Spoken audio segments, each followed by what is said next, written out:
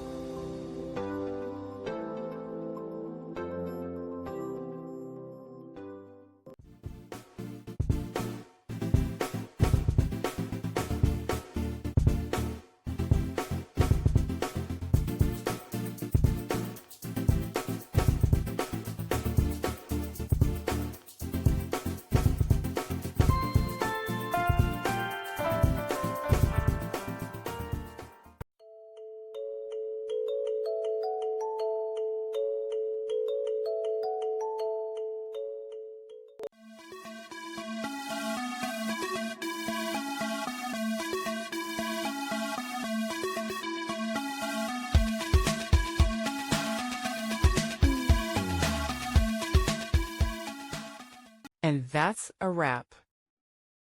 I hope you found the answer you were looking for. If you did, take a second to hit that subscribe button. It really helps out.